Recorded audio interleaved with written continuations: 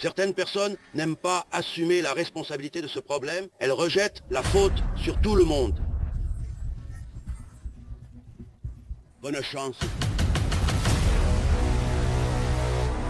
Travis Kalanick a été autrefois l'un des hommes les plus puissants de la Silicon Valley.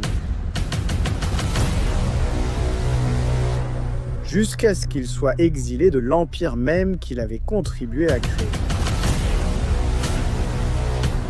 Même s'il vous dira qu'il a tout construit tout seul. Il a sauvé son entreprise en obtenant 18 millions de mark Cuban rencontrés sur un forum internet. Il est responsable d'avoir mis la Silicon Valley sur la carte et d'avoir créé plusieurs milliardaires à partir de ce qui allait devenir l'une des entreprises technologiques les plus révolutionnaires du 21e siècle. Travis a révolutionné l'industrie du transport. Sans lui, toi et tes potes seriez encore bloqués en ville à 3 heures du matin, tentant d'écarter les autres ivrognes pour obtenir un taxi. Sans lui, les fans ne pourraient pas appeler un taxi et rendre visite à Andrei Tate en prison roumaine.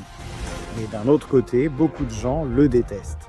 Il est effronté, arrogant et il enfreindra absolument la loi pour battre la concurrence. Et quand il a été surpris en train d'enfreindre la loi, il a trahi son bon ami et l'a sacrifié pour tenter d'échapper aux autorités. Et pour couronner le tout, on dit que ce mec alpha est l'homme derrière la culture de travail hyper masculine et misogyne qui prévaut dans toute la Silicon Valley. On pourrait dire que le personnage d'Andrew Tate est entièrement basé sur Travis Kalanick. Beaucoup semblent détester Kalanick pour cela, mais il a littéralement changé la façon dont le monde fonctionne en appuyant sur un bouton. J'aime me considérer comme le loup dans Pulp Fiction.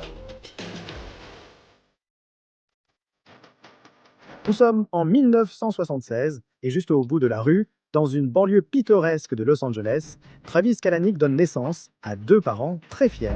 La vie dans ce domaine pittoresque ne pourrait pas être meilleure pour Donnie et Bonnie Kalanick. Et c'est là que réside le problème. Les jeunes parents entourent Travis d'amour, rendant la vie aussi facile que possible pour lui et ses 3 frères et sœurs. Travis est pourri gâté. Et comme nous allons le voir, c'est son attitude privilégiée qui le propulsera vers les plus hauts rangs du végétariat technologique. Désolé pour ça. Mais Travis et son acné d'adolescent en ont assez de la banlieue et aspirent à plus d'action et d'aventure. Et l'aventure est sur le point de commencer. Travis, privilégié de la banlieue, est élève au prestigieux lycée Granada Hills Charter. Bonjour aux élèves. Là-bas, il se fait une réputation de compétiteur déterminé à gagner. Il obtient son diplôme et poursuit des études en ingénierie informatique et économie d'entreprise. Mais cela l'épuise complètement. Ce qui déçoit énormément ses parents de banlieue. Il abandonne ses études 1 an plus tard. Juste pour que vous sachiez, j'ai abandonné l'école. Juste pour que vous le sachiez. Il quitte aussi la fraternité Theta Gang Brotherhood, la confrérie que tous les Los Angeles Brats fréquentent. Mais ne vous inquiétez pas, il va bientôt transformer son entreprise en maison de fraternité à la place. Ouais. N'est-ce pas? Ouais, mec. Très motivé et ambitieux, Travis a toujours une activité parallèle, nous y reviendrons plus tard. Que ce soit vendre des couteaux en porte-à-porte ou lancer une académie pour aider les étudiants à réussir leurs examens. C'est ici que Travis développe son talent pour la vente, sur lequel il comptera à l'avenir. Travis est fait pour les affaires, animé par sa soif de pouvoir. Mais ce que je veux vraiment faire, c'est plonger la main, leur arracher le cœur et le manger avant qu'ils ne meurent. Et un ego extrêmement gonflé qui l'aidera à fonder l'une des entreprises les plus influentes de tous les temps.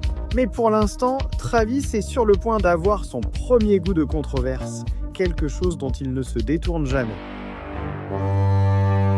En 1998, Travis et ses anciens camarades, Fred Bros, Michael Todd et Vince Bossum, traînent à San Francisco. Le trio a quitté l'université pour travailler chez Scour, un service de partage peer-to-peer similaire à Pirate Bay. Tu te souviens de ce truc ?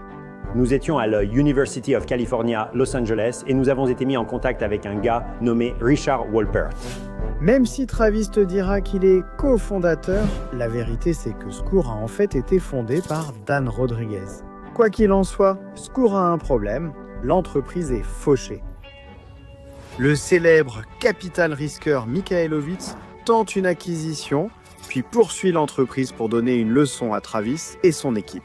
On cherche des fonds. J'ai besoin de Mikhailovitz. Oui, bien sûr. Ex-patron de Harvard Entertainment, fondateur de CAA, président de Disney. Scour est si désespéré pour de l'argent qu'il doit y proposer à Hoyt une offre exceptionnelle. Nous étions des étudiants à l'université. Qu'est-ce qui se passe? Il ne savait pas, nous non plus. Le fait que l'entreprise ait dû accepter un mauvais accord laisse Travis avec un goût amer dans la bouche. Alors, qui a écrit ce scénario ? Bref, si tu pensais que c'était mauvais, ça va devenir bien pire. Ce qui va se passer ensuite va complètement mettre Travis en colère et le pousser désespérément à chercher à se venger. Scour est poursuivi par les maisons de disques pour violation de droits d'auteur à hauteur de 250 milliards de dollars. Oui, milliards. Avec un monsieur, l'entreprise n'a pas d'autre choix que de déposer le bilan juste pour éviter le procès. Scour, c'est fini. L'ego de Travis Géant a été battu et meurtri et il jure de se venger des maisons de disques.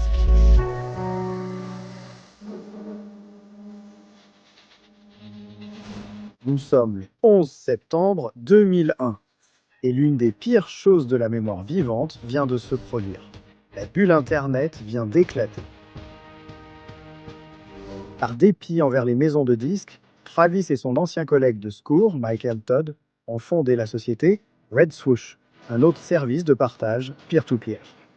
Exactement comme, oui, vous l'avez deviné, The Pirate Bay. L'idée était d'utiliser la même technologie peer-to-peer. Mais je prends ces 33 plaignants qui m'ont poursuivi et je les transforme en clients. Donc maintenant, ces types qui m'ont poursuivi me paient.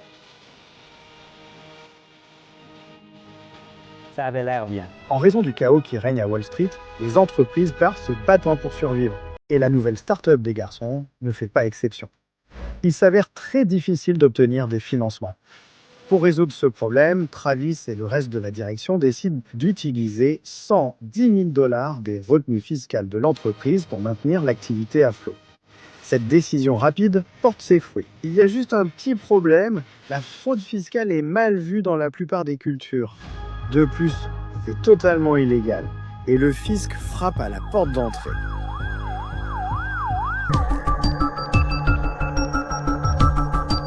Business Insider est sur le point de dénoncer la manœuvre technologique néfaste que Red Swoosh vient d'utiliser. Et une énorme retombée est sur le point de s'ensuivre. Après la diffusion de la nouvelle, Travis est confronté à la dure réalité de la prison. Il fait la seule chose rationnelle. Travis rejette immédiatement toute la faute sur son ami Michael et affirme qu'il ne savait rien des crimes présumés. Michael Todd, quant à lui, admet qu'ils savaient tous les deux exactement ce qu'ils faisaient. Heureusement, une levée de fonds vient à la rescousse. Avec cet argent, Red Swoosh peut rembourser l'Internal Revenue Service et, par chance, les garçons évitent dans la prison. Ils évitent aussi de passer le reste de leur vie à traîner dans la cour avec Sam Bankman-Fried et les frères Tate. Red Swoosh est sauvé. Mais le lien entre Travis et Todd est irrémédiablement brisé. Todd quitte l'entreprise à la recherche de nouveaux horizons, ce que Travis regrette rapidement. Et en effet, beaucoup de jeunes ambitieux ont parfois cette pensée. Moi aussi, il m'arrive de me demander comment ma carrière aurait évolué si j'avais pris d'autres décisions à certains moments de ma vie. Nous sommes en 2002, Travis ne gagne absolument pas d'argent et la situation est catastrophique au siège de Red Swoosh. Faute de revenus, Travis est retourné vivre chez ses parents. Je n'avais pas de salaire, j'étais fini, je vivais chez mes parents et je ne couchais avec personne. C'était nul. De retour à la case départ. Putain.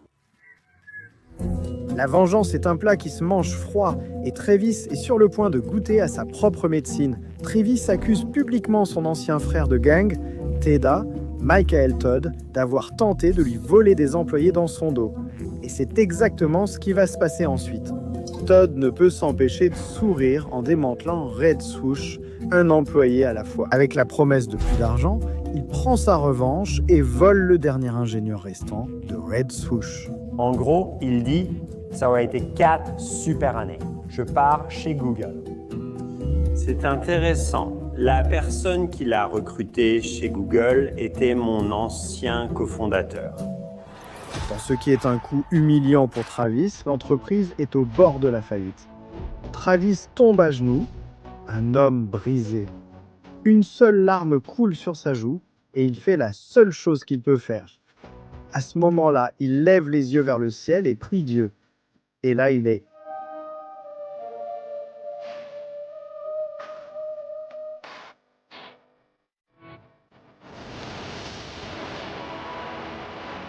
Mark Cuban descend des cieux et offre à Travis un financement d'1,8 million après que les deux se soient rencontrés pour la première fois sur un forum internet. Travis, le créateur du beurre.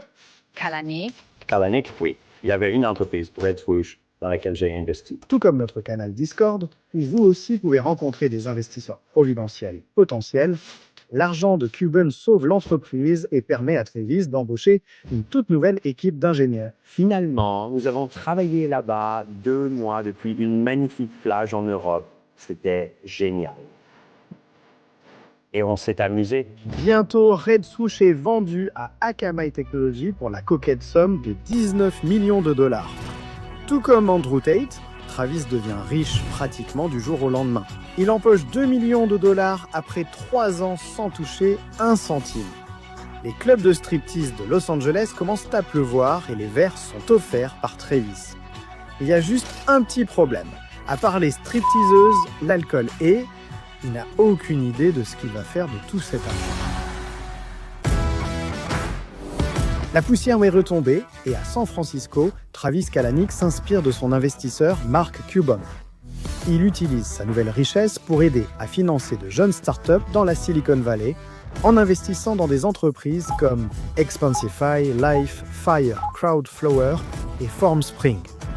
Fidèle à lui-même, Travis se lasse de rester sur la touche et meurt d'envie de reprendre part à l'action. Pour y remédier, il transforme son appartement du Castro en lieu de rencontre pour jeunes passionnés de technologie où ils boivent et jouent à la Wii Sports. Le célèbre Gary Vee compte parmi les entrepreneurs qui fréquentent l'endroit. Mais j'ai l'audace franchement insupportable. Travis l'appelle le Jampad et il a même son propre compte Twitter que vous pouvez suivre. Tout comme vous pouvez suivre Kevin John sur Twitter à Kevin John. Bientôt, Bill Travis se lasse des fêtes et d'écouter Gary Vee parler tout le temps. Il prépare alors un changement qui va bouleverser sa vie et la nôtre à jamais. C'est encore une soirée à boire avec les gars en 2009. Travis et un autre entrepreneur, Garrett Camp, ont du mal à trouver un moyen de rentrer au Jampad. Je voulais appuyer sur un bouton et avoir une voiture. Ils sont tous les deux d'accord pour dire que les services de taxi à San Francisco sont vraiment médiocres. Et même commander un véhicule de luxe haut de gamme est une vraie galère. Camp a alors l'idée d'une super application qui permettrait aux utilisateurs de commander un véhicule depuis leur smartphone. Il appelle cette idée Uber Cab. Travis le rejoint en tant que soi-disant méga conseiller et Ryan Graves est nommé nouveau président directeur général. Mais ce passage en tant que président directeur général est de courte durée car Travis met à exécution un plan pour évincer Ryan de l'entreprise seulement 10 mois plus tard. Les gens pensent qu'avec sa personnalité audacieuse, Travis est le candidat idéal pour le poste de dirigeant. Mais comme nous allons bientôt le voir, cela mènera aussi à sa chute. Tu es en guerre avec tous ces gens. Ne sois pas un connard. Tu n'as pas besoin des 10%. Tu prends 10%, Je prendrai 20%.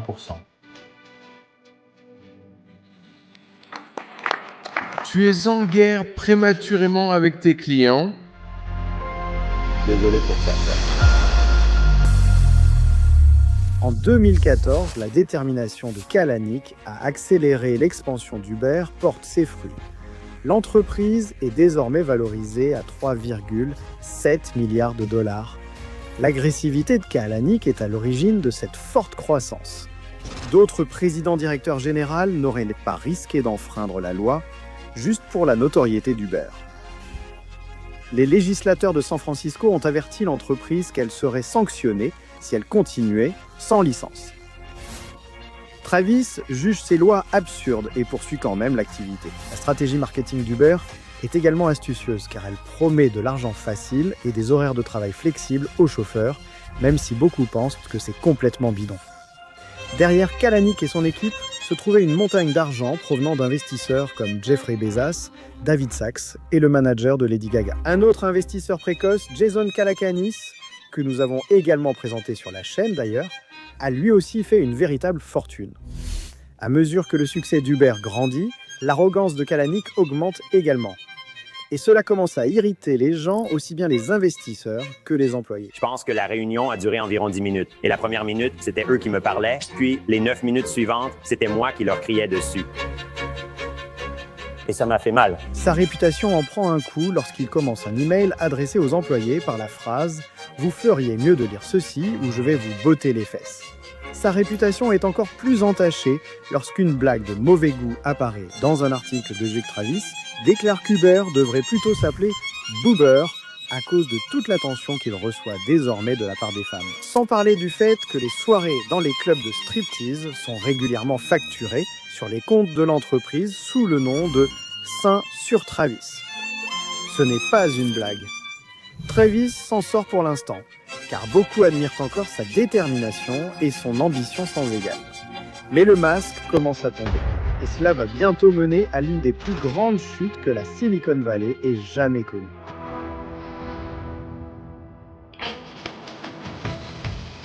Travis, connu pour ses années de fêtes débridées et ses soirées arrosées, vit une année difficile.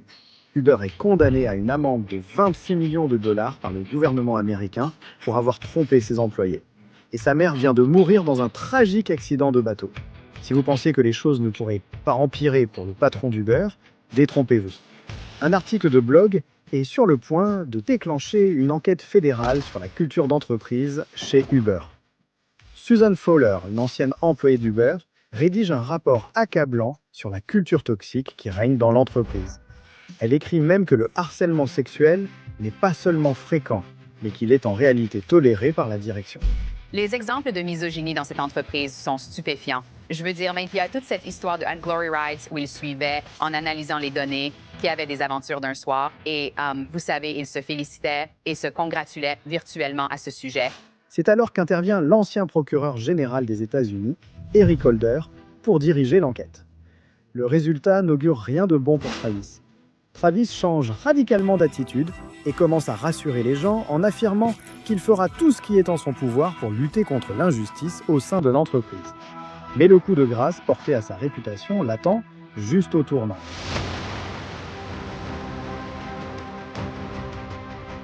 Sur la banquette arrière d'un Uber, Travis, furieux et ivre, se rend au studio avec deux jeunes femmes. Les tensions apparaissent avec le chauffeur.